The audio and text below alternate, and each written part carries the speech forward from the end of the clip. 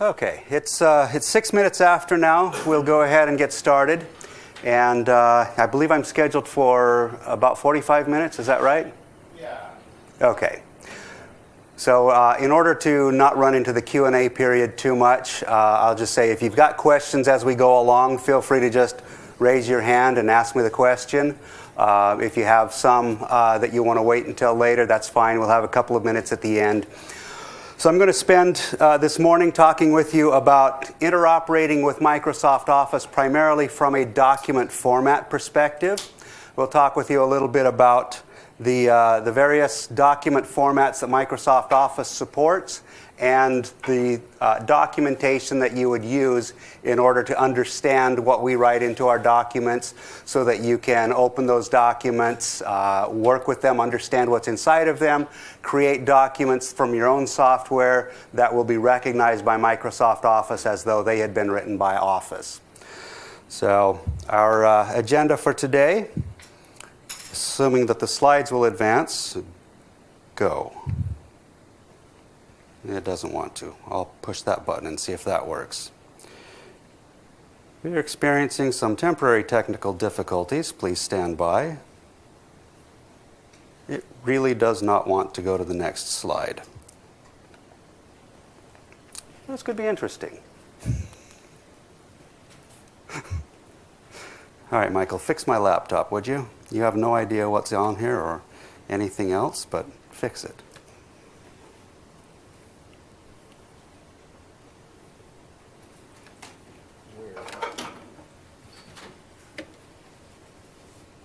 All right, so what we may do here is we'll do it the old-fashioned way. We'll just show you one slide at a time. No, you get to see. If you just manually select each slide. Yeah, that's now what I've got to do is duplicate the screen here. This video is going to be great. Hi, guys.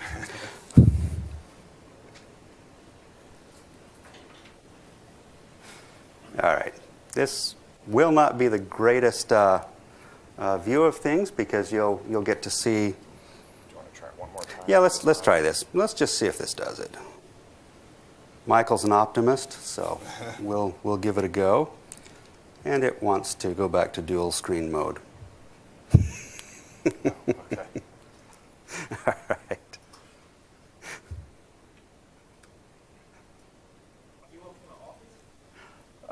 Yes, but it did tell me a moment ago that there was an update, and I thought, you know what, I'm doing a presentation in front of people. I probably won't take this update right now because it may not finish in time. Maybe it really, really wants that update to be installed. So, all right. Well, I'm glad I didn't spend a lot of time putting in really cool animations because those would be completely lost under this presentation style. So we'll talk to you a little bit about the document formats that Microsoft Office supports. I'll give you an update on the various document format standards and what's going on in there. Me and my team participate in the key document format standard setting organizations to the Office organization. So we're involved in the ISO JTC1 subcommittee that works on the Open XML document format, the Open Document format, and we also participate in the ISO technical committee that does the PDF standardization work. So I'll give you a little update on what's going on there. Then I've got a little demo that hopefully will work better than this presentation has done so far. A little example of what you can do, what you can accomplish if you work with the document format, the documentation that we've provided around our document formats in order to build Office interoperability into your application. And then we'll have some time for any questions that remain. So now I've got to click here. That's the way this is working, right? So let's talk a little bit about Office file formats and what is supported by Office. As you're all probably very aware, a few years back we started a transition from our old binary style documents to a more open XML-based document format. I'm sure you've heard of Open XML, or at the very least you've seen the X appearing at the end of your documents since Office 2007. So instead of .doc and .xls and .ppts, you've got docx, xlsx, and pptx. So we added the X to represent that these are XML-based files, but if you look at one of the files and you just open it up, it's going to look like a bunch of binary, right? Until you realize it's a zip-based document, and so you change the name to the extension to .zip, then you unzip it, and now you can see that there's XML inside of that. We still continue to support our binary document formats, and we've got very good documentation available for you so that you can interoperate with those legacy documents as well. And we've got tooling to help you validate that the binary files that your software is writing are recognizable by Office as valid binary files. That's important because we've noticed over the years that our binary files tend to be an attack vector for malware producers to write bad stuff into the binary documents that Office, when it opens, would do something wrong with it because there was an error in the file that could cause a buffer overrun or some other way for a virus to potentially get control of at least your Office system and potentially your entire system. Because of that possibility, we do a lot of checks in Office before we open up one of those binary files. We check for certain validation heuristics that we've identified over the years have been used by virus writers to inject bad code in there. So if you're writing a binary document with your software, you want to use the binary format file format validator, the BFF validator, not verifying that you've got really good friends out there that will be lifelong friends, but that your Office binary files are in fact valid and will not pull up a warning when Office tries to open them saying, this document is invalid or this document has errors. Is it from a trusted source? Are you sure you want to open it? We don't want your customers to experience that every time they're trying to open one of the files that your software created. So we give you a tool that is running the same set of tests that Office runs before it opens up one of those files. And if your files are passing with the latest version of the BFF validator, Office will also recognize them as valid and will open them without giving your users a nasty warning that causes them to call you up and say what's going on. In addition to the XML and the binary files, we also support open document format. That's another standard-based document format. It's derived from OpenOffice and from their file document format. And now all of the different permutations of OpenOffice, LibreOffice, CalligraOffice, etc., all of those guys are still using open document format, but we're starting to see some divergence in how they're writing their documents. And so interoperability with ODF is getting a little bit strained now. It's not bad because most of the other developers try to make theirs work the way that OpenOffice does. And that's the same approach that we've taken to our implementation of ODF. We try to make it behave like OpenOffice does in cases where the specification is not completely clear on what we should do. Right? So then we write a bunch of files with OpenOffice, we look at the files to see what they're doing, and we try to mimic that same behavior. And then over the last few releases of Office, we've also introduced support for PDF. You noticed in, I think it was SP2 of Office 2007, we gave you the ability to start writing PDF documents directly from within Office, a very popular add-on with our customers, not so popular with Adobe because they liked selling you software to do that. But we've worked out our differences with them so far. And with Office 2013, we've now given you the ability to read at least some PDF files. What we're doing there is we're using the PDF standard to open up the PDF file, go into it, and extract the text elements and the formatting out of there, and try to replicate the same formatting that is in the PDF document using Word formatting, and create a brand new Word document that now contains the content that was in the PDF, roughly laid out the way it was laid out in the PDF, and with the text being editable, assuming that it's actually text in the PDF file and not just scanned images of text. There's not a lot we can do with those scanned images just yet. We'll probably get a service that does some OCR on it and does the best it can. But for right now, we're just opening up the text elements and creating editable text with those.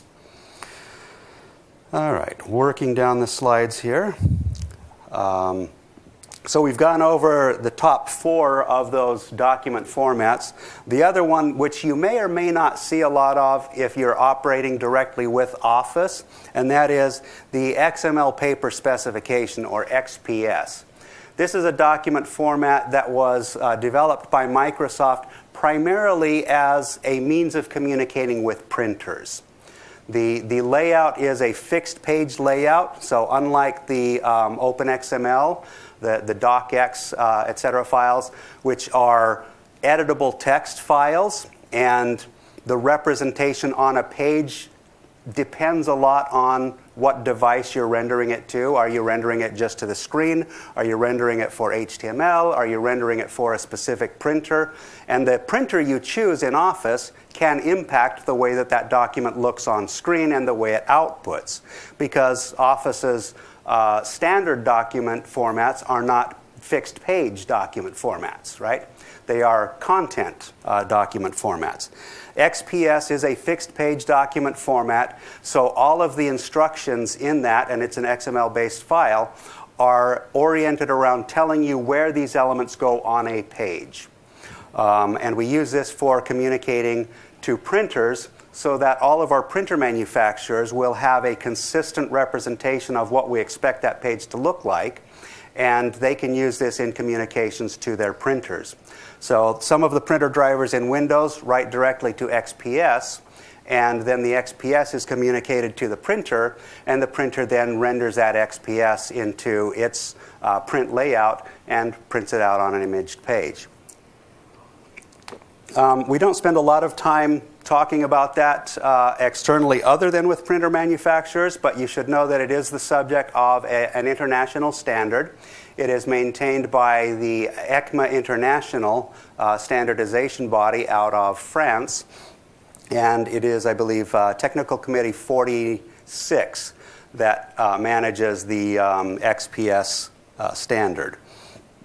Other document or other file formats that you will run into in your attempts to interoperate with Office are, of course, the Outlook personal folders, and we've got documentation on the PST file structure. We've got documentation available for you on the OneNote notebook files. And new with Office 2007, we've moved Visio to an XML-based document format as well. And those are patterned after the OpenXML. They use the same packaging convention that is defined in the OpenXML standard. And then they've got their own schema for how to represent the various elements that make up a Visio document inside of their XML file. We provide documentation on all of those as well to help you interoperate with Microsoft Visio. Documentation that is available to you in order to understand these. Do I have a laser pointer on here? I think I do. So, and it doesn't work. Yeah, this one doesn't either. Okay. So up at the top, we've got kind of an eye chart list of documents that are available for you. How many of you have already been in some of the interoperability documents that are available that describe Microsoft's implementation of these various document formats? We've got a couple of you out there. All right. There's two different kinds of documents that you'll run into. First are those that describe how we implement a given document format standard. And those, you have to use the standard documentation in addition to what we publish in order to understand everything that's in those documents, because the bulk of what's in those documents is described in the standard, so we don't re-describe that for you. What we tell you is, what have we done to extend what's described in the standard, and do we have any variations from the standard?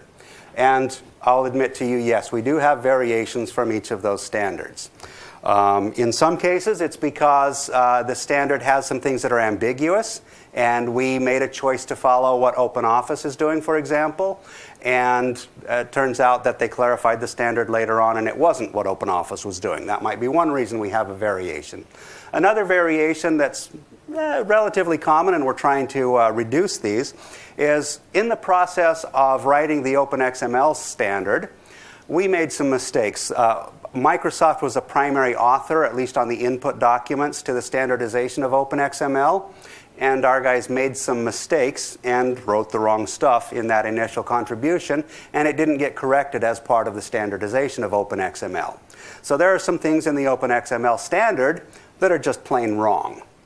And Office implements them, we believe, correctly. But we describe for you in our implementer notes precisely what we do that is different from the OpenXML standard, so that when you find something in one of the documents that Office creates, you will understand that it's different from the standard, and it's different in precisely this way.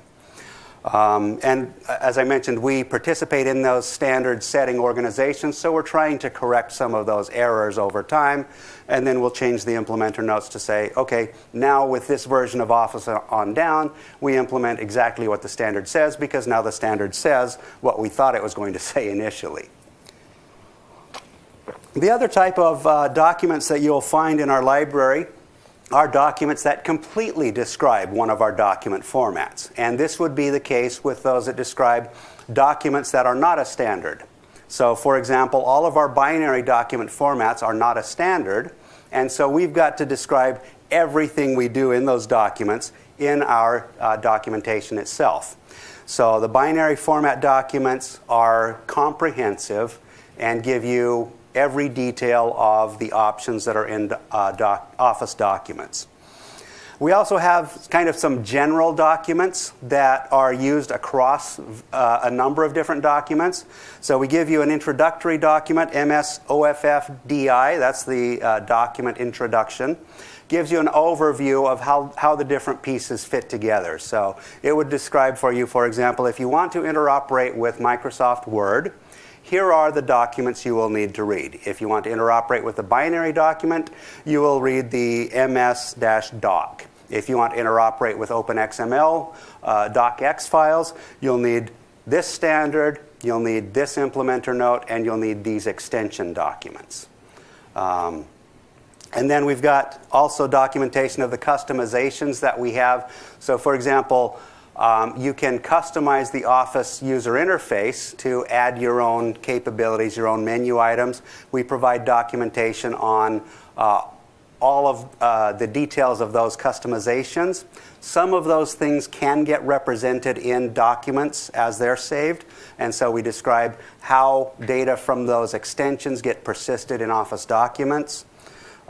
We provide information on the encryption that is used in Office documents. Those are a little bit difficult to understand sometimes if you're not a crypto expert. So we've got references to the cryptography baseline that you need to have in order to understand what's in those documents. And then there's a series of other documents that provide information on some of our forms, technology, etc. So if you've got questions about those in the other box, feel free to grab me offline and I can help you understand what we're doing with those documents. So this is just kind of an eye chart to tell you we've got a bunch of documents available, and if you're just getting started, the real place to start is MS-OFF-DI to give you an overview and a map to where to go next. All right, let's see if we can get another slide on here. All right, a standards update, and this one is a fairly simple one slide because I'll just talk to you a lot about this. That way I don't have to update the slide every time I do this presentation. Office OpenXML, which is standardized in ISO IEC 29500. The currently published version is the 2012 edition, and that is roughly describing what is implemented in Office 2010. It's kind of the baseline for our implementer notes, so the things that we do different from what is in the 2012 edition will be described in the implementer notes documents that I mentioned. What is happening in that standards committee right now is we are in the process of doing a revision of parts 3 and 2 of the standard. Part 3 describes extensibility. It's what we call the, MCE, the compatibility and extensibility for Office. So that particular section was not really easy to understand. It's a difficult concept overall, but we didn't do a very good job of describing it in the initial documentation for the OpenXML standard. And a lot of implementers scratched their heads and said, what does this mean? There were various sections that were unclear on where different elements could be put and how they all piece together. So we've done a lot of work, not only within Microsoft, but with the international committee that works on this standard to make sure that the rest of the committee and people that they work with to get feedback understand what MCE is all about, how it works, how Microsoft implements it. Microsoft Office is still kind of the baseline for, okay, how should this be done for OpenXML? We're getting more and more implementers out there, and that's great. We love to see that. There's very high interoperability there. But all of them still kind of look at what is Microsoft doing, and let's describe that. There are exceptions to that, but that's the intent of the revision of Part 3, which is currently under ballot to all members of ISO and IEC that are members of the JTC1. It's what we call a committee draft ballot, and we expect there'll be some comments coming back from that, and it will take us another month or two to address those comments, and we expect that we will probably, by the end of this year, publish a draft IS or international standard for adoption to get a new version of Part 3 done. Part 2 describes the packaging, the Open Packaging Convention, and we've just started the revision process of Part 2. That's not quite as complex, but there are also some ambiguities and other lack of clarity in the current edition of that part of the standard, and we are working to make sure that that's more easily understood so that as you attempt to implement, it will be more clear to you how we use the zip packaging, for example, and how the different parts reference each other, what types of URLs you can put in the part references in order to keep your document still functional within Microsoft Office and other implementers of OpenXML. The Open Document format is initially developed in the OASIS ODF Technical Committee. OASIS is a United States-based standards setting organization. They have a relationship with ISO and IEC's Joint Technical Committee that OASIS can contribute their standards once they're completed and published. They can submit those to JTC1 for adoption as international standards, and that was done with the first version of ODF, and that was published as ISO IEC 26300.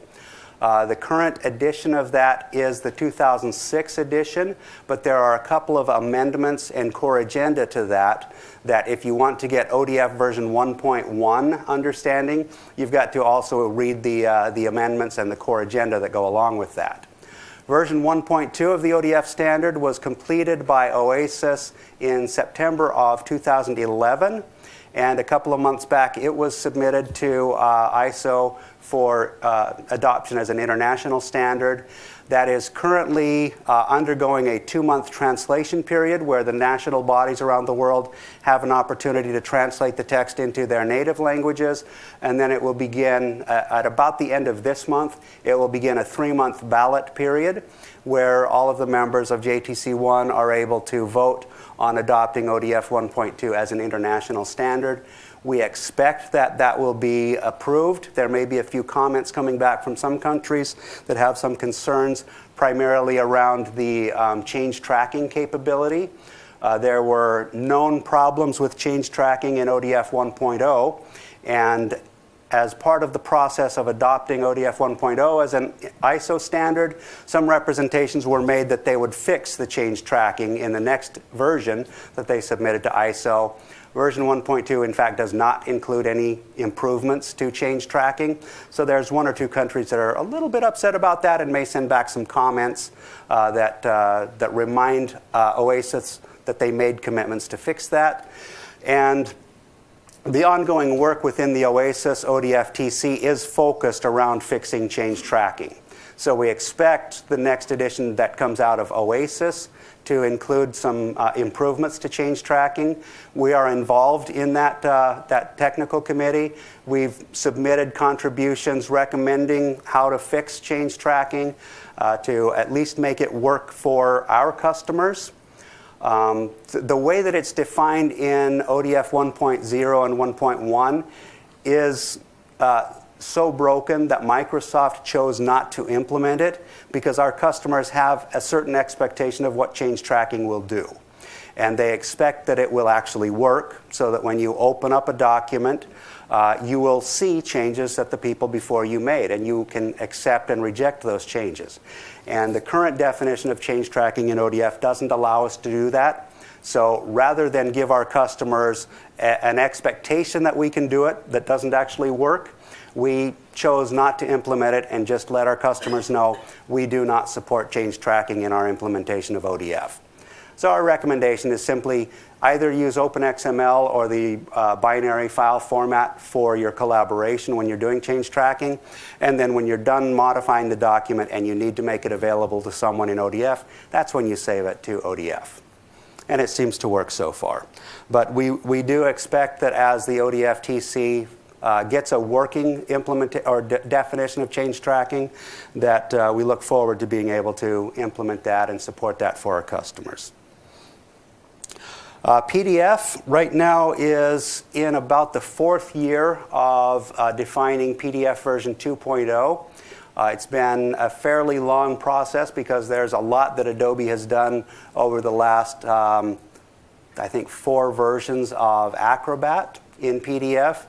The committee is actively working to determine what that Adobe has done in Acrobat should be part of the international standard for PDF. One of the areas that I've been most involved in is defining the JavaScript extensions that should be included as part of the ISO standards for PDF.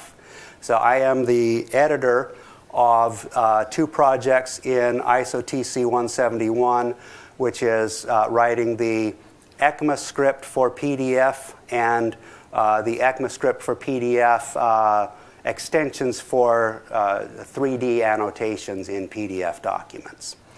So we will have probably within the next 2 years a 2-part standard that is a companion to ISO 32000 Part 2, which will describe PDF 2.0, that will define the ECMAScript extensions, popularly known as JavaScript, the extensions for automating and creating interactive documents and forms within the PDF format. Does anybody have any questions on any of the standardization activities? So it's a bit arcane, but Microsoft is involved here to make sure that the way those standards evolve is consistent with what our customers are expecting for long-term usability of their documents and the functionality that they are expecting. All right, why is this? You didn't really want to see any of this stuff anyway, did you? Okay, here we come back again. I need to click more often because it goes to sleep otherwise. This is the part where we're going to do a demo, and we're going to really hope that that works better than what the presentation has done so far. So for this demo, I am going to switch over to Word, and the purpose of the demo is to show you that I can write a document in Microsoft Office version 2013. I'm going to save it not to my laptop, but up to my Box account online. And so we're using a cloud service provider that is not one of Microsoft's service providers. I'm going to save the document directly there from within Word. And then I'm going to open that same document on my Android tablet and look at it inside of Mobisoft's implementation of Office, of an Office productivity app on Android. So because I could have easily pre-staged this whole thing, I'm going to just make some modifications to this document. And you guys are actually going to tell me what modifications to make here. So section 2 of this document, on working with Microsoft Word is going to have a title of, what should we make this title? Something about this event? Okay. Plugfest 2014. And now we need at least 2 words that Michael didn't say, because I could have planted him, right? So, word number 1. What was that? Monty Python. All right. Any particular Monty Python or just? Ministry of Silly Walks. All righty.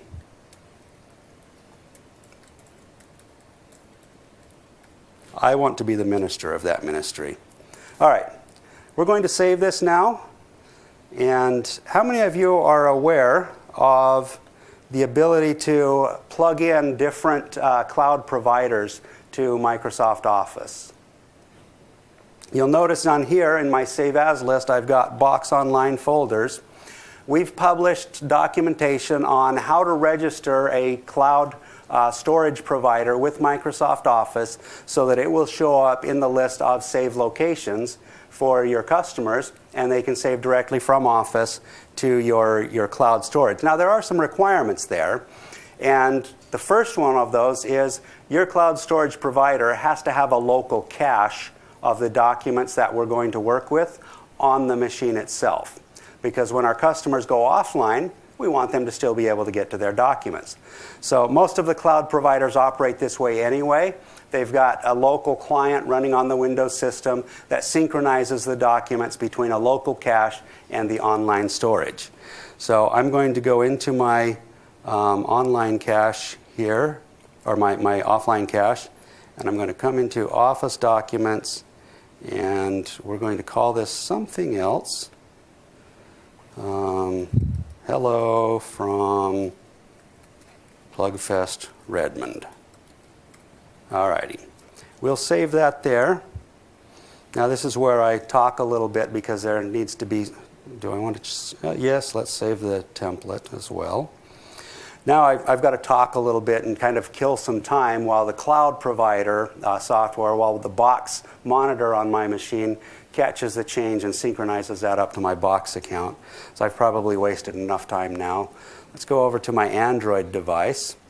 About this possibility to add on cloud providers. Yes. When I'm working with a SharePoint resource and I'm able to use the entire file locking and concurrent access mechanisms you offer for SharePoint, but all of this does not work with a Box account here. So if I have 2 users using the same file at the same time, then we do not offer co-authoring or even file locking. That is correct. We don't have a convenient API for that or set of registries.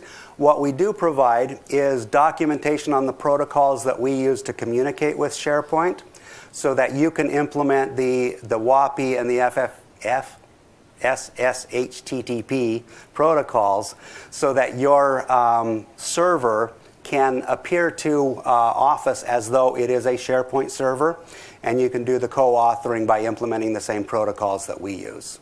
But in this case, we appear as a SharePoint here in Word. Correct. And you just choose the correct library, add that to your SharePoint libraries, and it will start showing up in Office. All right, so I'm going to switch now over to my, my tablet. And, good. Open up Pro Office Suite here. And now let's see. This says that I'm on my Box account, so let's go down to my remote files on Box and go into Office Documents and hello from Plugfest Redmond. And as this opens up now, this is no Microsoft code anywhere on the Android thing, but the Mobisoft folks have done a very good job of implementing OpenXML. So the document that we just modified and saved on my laptop running all Microsoft stuff has now synchronized over a third-party cloud provider's file sync mechanism and opened up on a non-Microsoft operating system with a non-Microsoft application, and you've got a very high fidelity of the document here compared to what I created with Microsoft Office. The Mobisoft application is actually a really good example of what you can accomplish when you put good, solid engineering resources coupled with the documentation that we've provided in addition to the standard to implement the Open XML standard in a very high quality implementation on another platform. So I like to mention to folks that interoperability isn't just a matter of Microsoft publishing a bunch of documents, because if that were the case, we would have been done a long time ago. But it also requires the third parties, you and your developers, to make the investments to understand the documents and do a quality implementation of those documents. If I had more time, I could show you other demos of other Office applications on Android that don't do quite as good a job, and their interoperability suffers because of that. So it does require quality implementation in addition to the documentation that Microsoft has provided. Another question? Yeah, one of the most common implementations here is the Apache POI library, which is on an Apache license, so it can be used freely in any commercial product. And my question would be, do you have any contact to Apache, or do you support them in? We have not been involved with the POI project. Microsoft has a lot of activity with Apache. And in fact, we hired in the Apache president as one of Microsoft Open Technologies employees. And he is continuing to drive the Apache organization as he is helping Microsoft better understand the open source software community and the things that we should be doing to work better with those communities. But I appreciate your mention of that, because I will go back and look into that and determine how we can effectively be involved with them, because it sounds like a project that we should be supporting. We have in open source implementations of OpenXML, we have funded some projects. There's an implementation of OPC that we sponsored some implementation of that.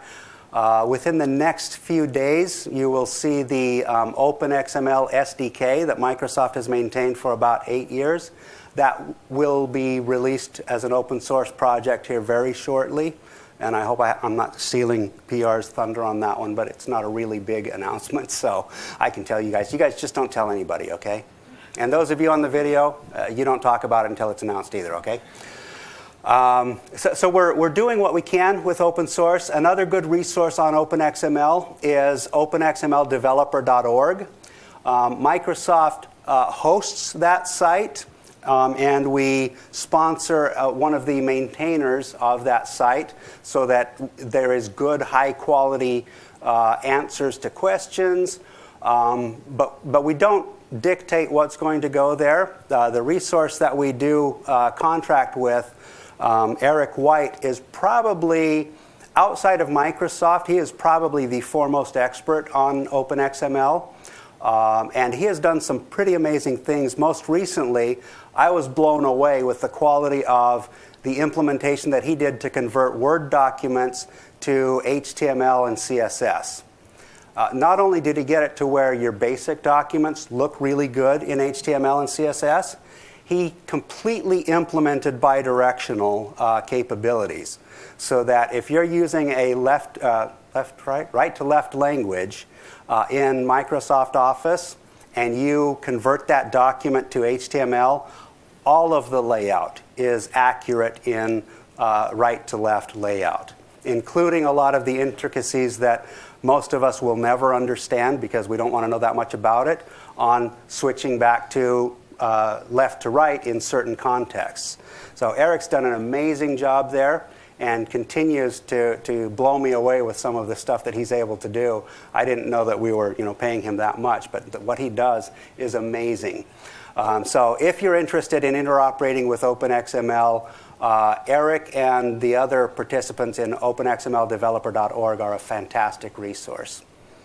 So that brings me to the end of our presentation. Let me just make sure that we can see that it really is the end of the presentation.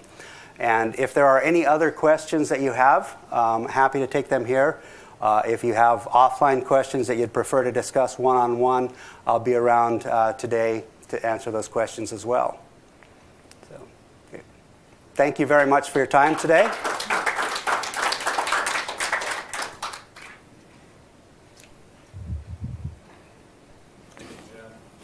Thanks, Michael.